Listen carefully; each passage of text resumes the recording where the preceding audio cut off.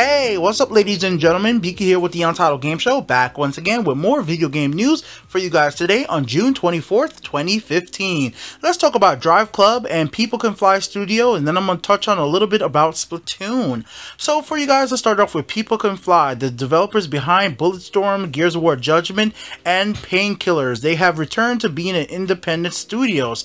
This is after ownership of the publisher was renamed and rebranded to Epic Games Poland in 2013. So they're now back to making games on their own, but they're still going to be working with Unreal Engine 4 and working on Epic's game Fortnite. So they're still going to be working with Epic, but they're going to be their own independent studio, which I am actually glad about this, because I actually did think that Bulletstorm was a pretty decent game. I don't think it got the love that it deserved. I'm going to be truthful, I never beat the whole entire game, but I did have a fun time playing through what I did play through. I wish we would have saw more of that game, especially on the Xbox 360, because it was a blast to play. And if that one ever does come to backwards compatibility on Xbox One through Xbox 360, I highly recommend you guys go pick up that game. Next up, let's talk about the ill-fated Driveclub that just never really wants to get released for the online components for free for PlayStation Plus members. Well, finally, a release date has been announced of June 25th, 2015. Yes, guys, that is tomorrow. You guys are going to be able to play the game on your PlayStation 4 for free as PlayStation Plus members. But there is a catch. You're going to be able to download the game and start playing offline mode. And then in stages, they'll start adding PlayStation Plus members from around the world to start accessing the online. So even though you're going to be able to play the game, you're not going to actually be able to experience the online mode right away. You're going to have to wait a little longer to experience the online mode. And this one really just has me laughing, guys. And I shouldn't laugh at like just the absurdity of the situation, but the developer has already said they want to make sure that the millions of PlayStation Plus users don't come onto the servers and crash it once again, like how it happened with launch for the people that bought the game.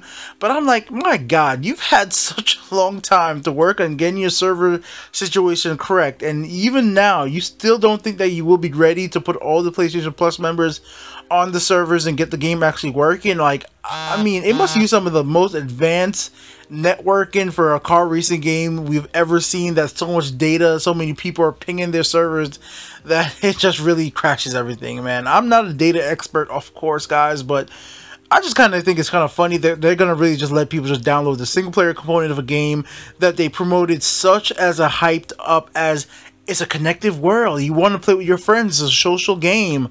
How is it a social game if you're going to be playing single player by yourself? Oh, it's Driveclub, man. Yeah, but I'm gonna check it out. I'll download it, play it, and stream it for you guys anyways. And last but not least, guys, Splatoon has moved over 1 million units of the game. Yeah, guys, over 400,000 copies of the game physically and digitally was sold in the United States alone. There was about 20,000 in New Zealand and Australia. In Japan, there was over 300,000. In Europe, it was over 200,000. So Splatoon has done really well worldwide. It's really actually kind of impressive considering the fact that the Wii U has not really gotten that great sales. I mean, it's just a little over 10,000.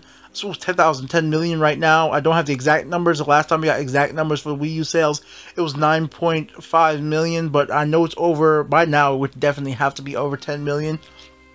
But for the fact that it actually has, that's a good attach rate, you could say, that is a good sign. And definitely Nintendo games sell for a pretty long time. So you could be guaranteed some more copies of Splatoon will probably be selling all the way to the end of the year, guys. Especially once they do the update that allows everybody to actually play with their friends and, like, you know, communicate a little better in the game. Which is what I'm really hoping to see with some of the updates that are continually to add to Splatoon. And I really hope they add a feature that allows us to actually vote on the maps we want to play instead of giving us random maps, which I really actually don't like that much, guys.